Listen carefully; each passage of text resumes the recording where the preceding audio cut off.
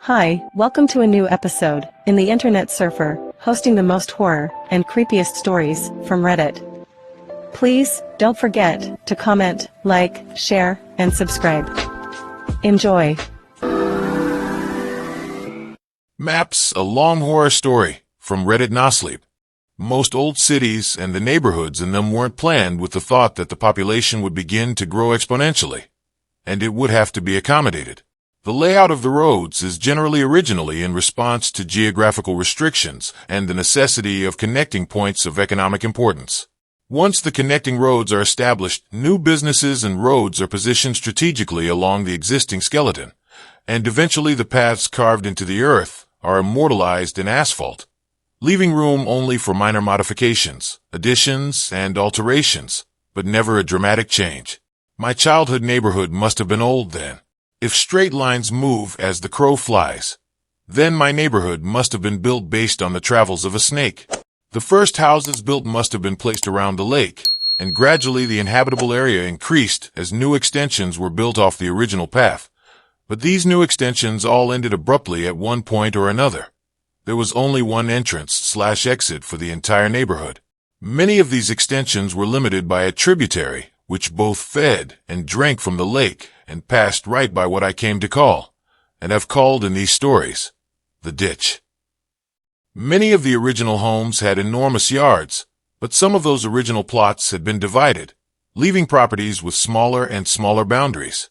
An aerial view of my neighborhood would give one the impression that an enormous squid had once died in the woods, and some adventuring entrepreneur found the corpse and paved roads over its tentacles only to withdraw his involvement and leave time, greed, and desperation to divide up the land among prospective homeowners, like an embarrassing attempt at the golden ratio.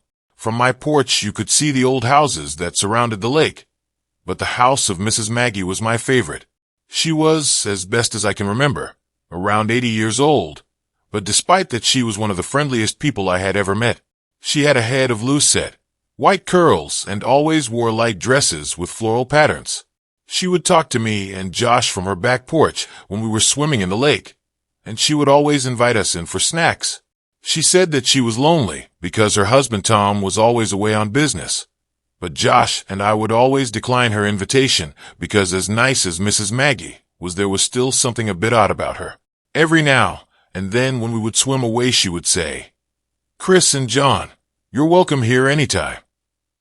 And we could hear her still yelling when we were walking back into my house.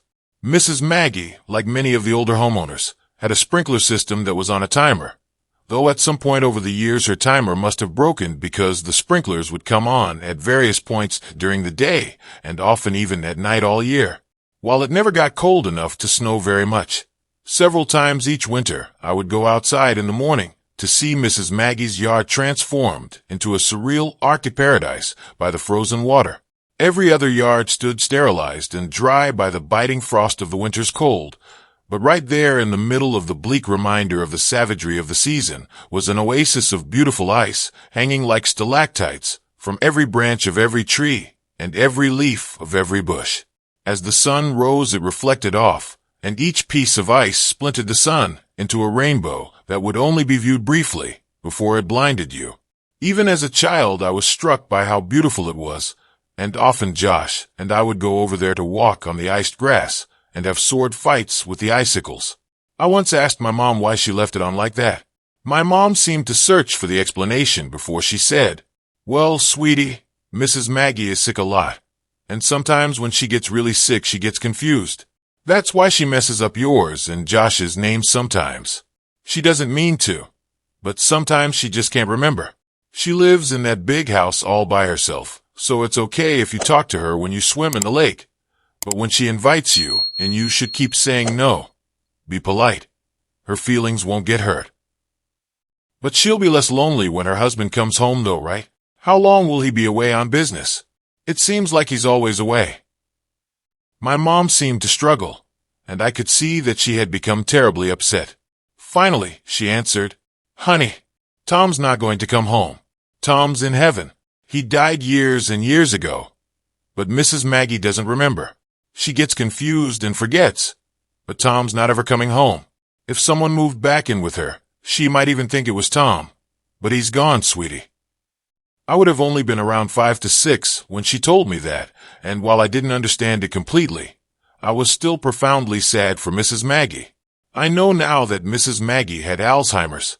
She and her husband Tom had had 2 sons, Chris and John.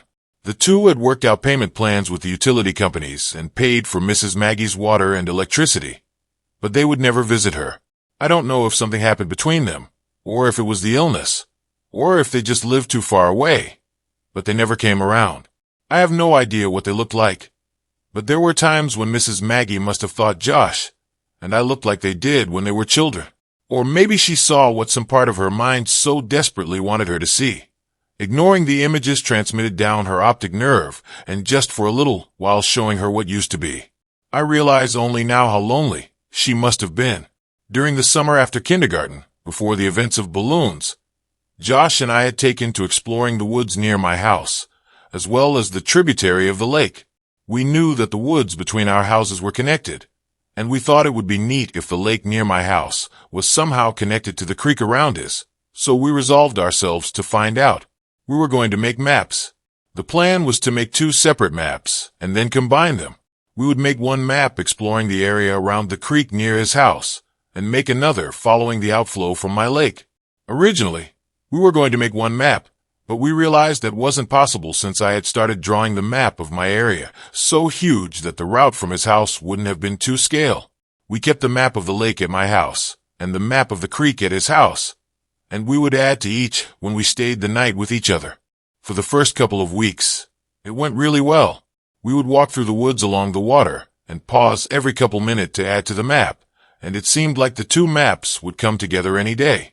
We had no equipment needed for the job, not even a compass. But we tried to make do.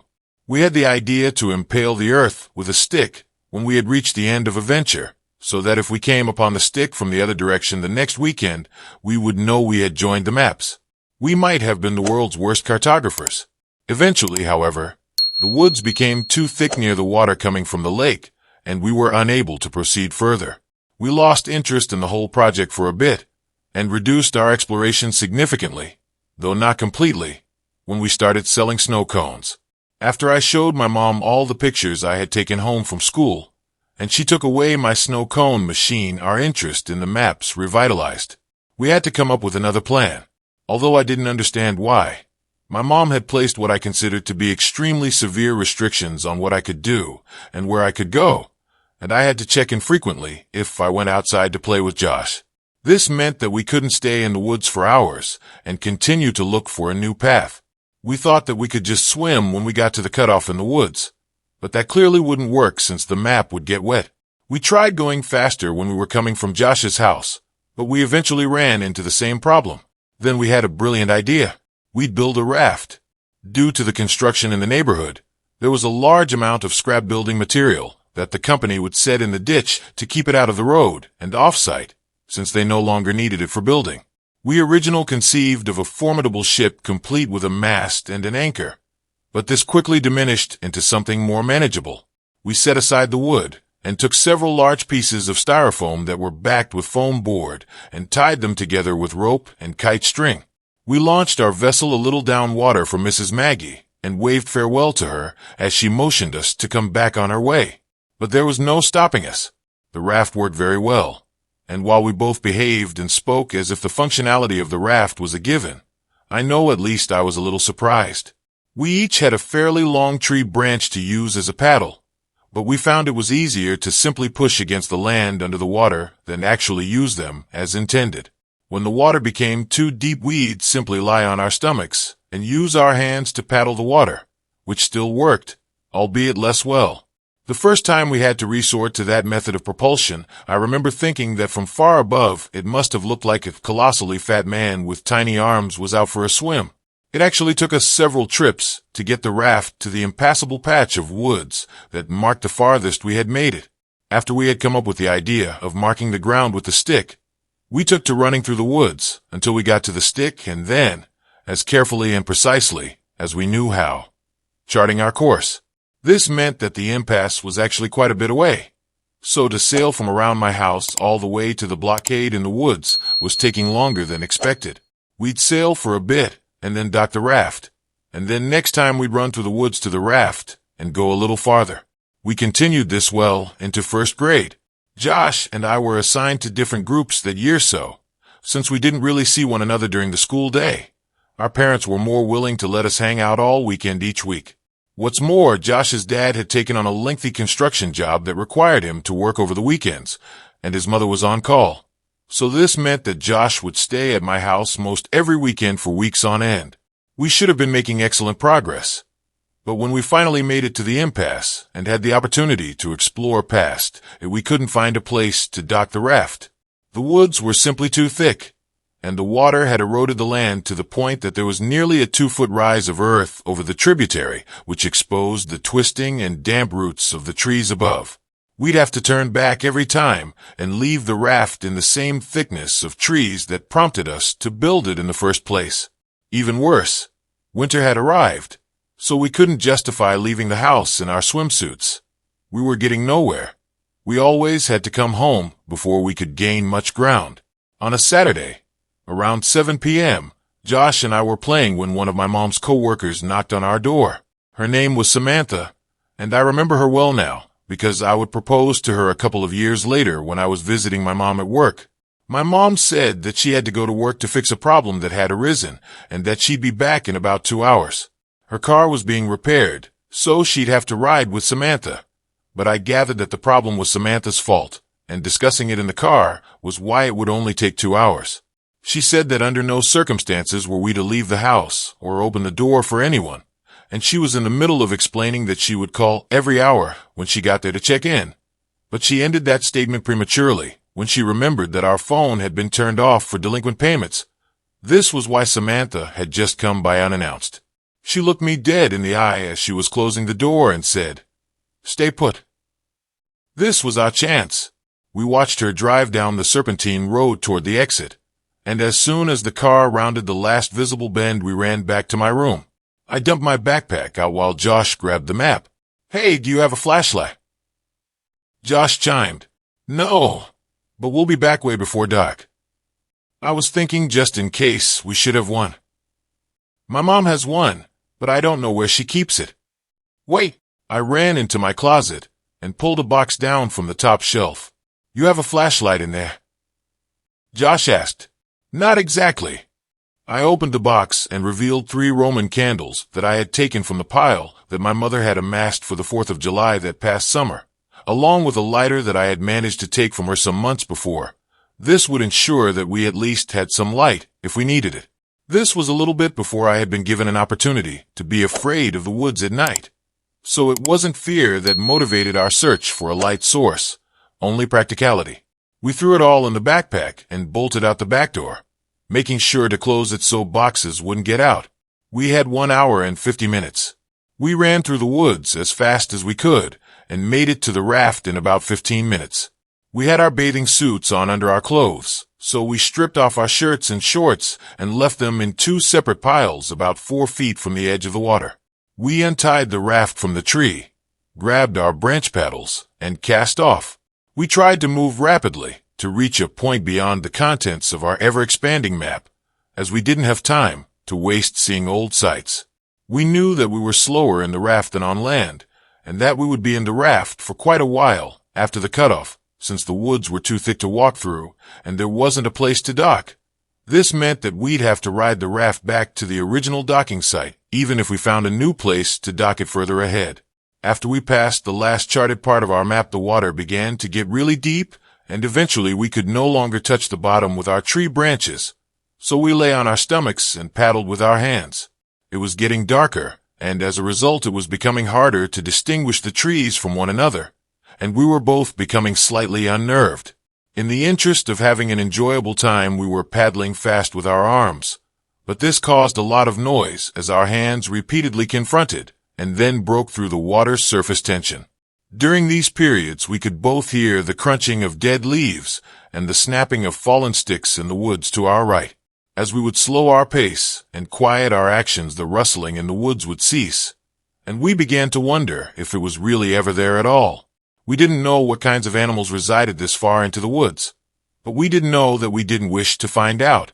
As Josh amended the map that I was illuminating with the lighter, we were suddenly confronted with the fact that the sounds were not imagined. Rapidly and rhythmically, we heard crunch, snap, crunch. It seemed to be moving slightly away from us, pushing through the woods, just beyond our map. It had become too dark to see. We had misjudged how long the sun would linger. Nervously, I called out, "Hello." There was a brief moment of breathless tension as we lay static in the water. This silence was suddenly broken by laughter. "Hello," Josh cackled. "So what?" "Hello, Mr. Monster in the Woods. I know you're sneaking around, but maybe you'll answer my hello." "Hello." I realized how stupid it was.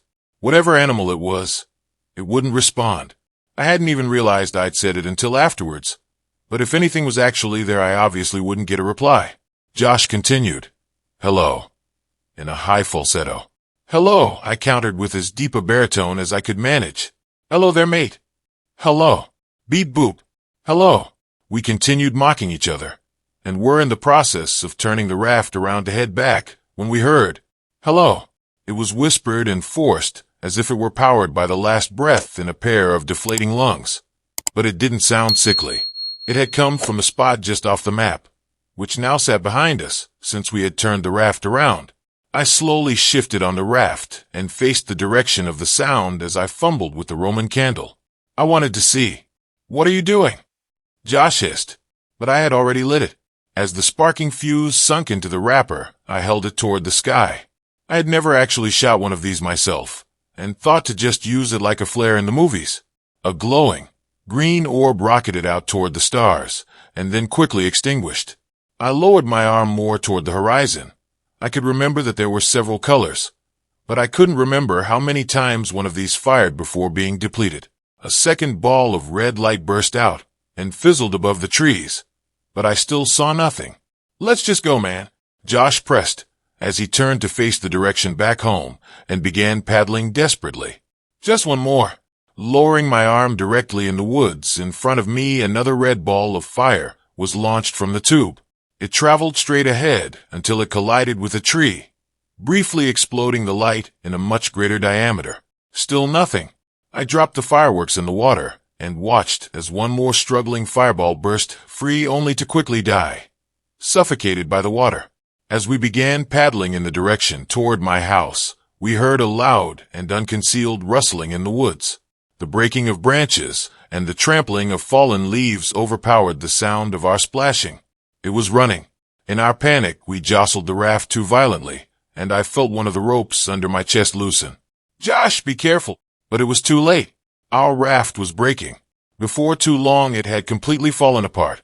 We each held on to a separate piece of styrofoam, but the pieces weren't big enough to keep us completely afloat, and our legs dangled beneath us in the winter water. "Josh, quick!" I yelled as I pointed at the water right next to him. He scrambled, but it was too cold to move quickly, and we both watched as the map floated away. "I'm CC cold, man." Josh shuddered dejectedly. "Let's get out of the W water." We approached the shore, but each time we attempted to pull ourselves up, we'd hear the frantic rustling thundering toward us from the woods just above. Eventually we were too cold and weak to even try anymore. Steadily we kicked our legs and found ourselves nearing the dock site. We toppled off the debris and tried to pull it onto land, but Josh's piece slipped away and floated in the direction of the lake. We took off our swimsuits and were desperate to get into dry clothes to shield us from the biting chill of the air. I slid my shorts, but there was something wrong. I turned to Josh. "Where's my shirt, man?" He shrugged and suggested, "Maybe it got knocked into the water and floated into the lake." I told Josh to go back to my house and to say that we were playing hide and seek if my mom was home. I had to try to find my shirt. I ran behind the houses and peered out over the water and scouted along the shoreline. It occurred to me that with any luck, maybe I could find the map too. I was moving pretty fast because I needed to get home. I was about to give up when my concentration was interrupted by a sound coming from just behind me. "Hello." I whipped around. It was Mrs. Maggie. I had never seen her at night before, and in this poor light, she looked exceedingly frail. The usual warmth that wrapped her manner seemed to have been snuffed out by the chill. I couldn't remember ever seeing her without a smile, and so her face looked strange. "Hello, Mrs. Maggie." "Oh, hi, Chris." The warmth and smile had returned to her, even if her memories had not. "I couldn't see it was you in the dark there." Jokingly, I asked her if she was going to invite me in for a snack, but she said maybe another time. I was too busy looking for my map and the shirt to really engage her, but she sounded happy, so I didn't feel bad. She said a couple other things, but I was too distracted to pay attention. I said goodnight and ran down her driveway toward my house. Behind me, I could hear her walking across the frozen yard, but I didn't turn around to wave. I had to get home. I made it home a couple minutes before my mom did, and by the time she came in, Josh and I had already changed clothes and warmed up. We'd gotten away with it, even though we'd lost the map. Couldn't find it. Nah, but I saw Mrs. Maggie. She called me Chris again. I'm telling you, man, just be glad you've never seen her at night. We both laughed, and he asked me if she invited me in for a snack, joking that the snacks must be terrible since she couldn't even give them away. I told him that she didn't, and he was surprised, and now that I had time to think about it, so was I literally. Every time we had seen her, she had invited us in for snacks, and here I had, albeit sarcastically, invited myself, and she said no. As Josh talked more about Mrs. Maggie, I suddenly realized that the lighter might still be in my pocket, and that it would be disastrous for my mom to find. I grabbed the shorts off the floor and patted my pockets. I felt something, but it wasn't the lighter. From my back pocket, I slid out a folded piece of paper, and my heart leapt. The map, I thought, but I watched it float away. As I unfolded the paper, my stomach turned as I tried to understand what I was seeing. Drawn on the paper inside of a large oval were two stick figures holding hands. One was much bigger than the other, but neither had faces. The paper was torn, so a part of it was missing, and there was a number written near the top right corner. It was either 15 or 16. I nervously handed Josh the paper and asked him if he had put it in my pocket at some point, but he scoffed at the idea and asked why I was so upset. I pointed toward the smaller stick figure and what was written next to it. It was my initials. I shook it off and told Josh the rest of the conversation between Mrs. Maggie and me. I had always attributed the odd exchange to her being sick until revisiting the events in my mind all these years later. As I think about it now, the feeling of profound sadness for Mrs. Maggie returns, but it is augmented by a looming feeling of despair when I think about why she said, "Maybe another time." I knew what she had said, but I didn't understand what it meant that night. I didn't understand what her words had meant weeks later when I watched men in strange, orange suits, biohazard suits, carry what I thought were black bags full of garbage out of her house, or why the whole neighborhood smelled like death that day. I still didn't understand when they condemned the house and boarded it up a little while before we moved. But I understand now. I understand why her last words to me were so important, even if neither she nor I realized it at the time. Mrs. Maggie had told me that night that Tom had come home, but I knew now who had really moved in. Just as I know now why I never saw her body brought out on a stretcher. The bags weren't filled with garbage. Thanks for watching. Please comment, like, share and subscribe. The Internet Surfer on YouTube for more horror and scary stories.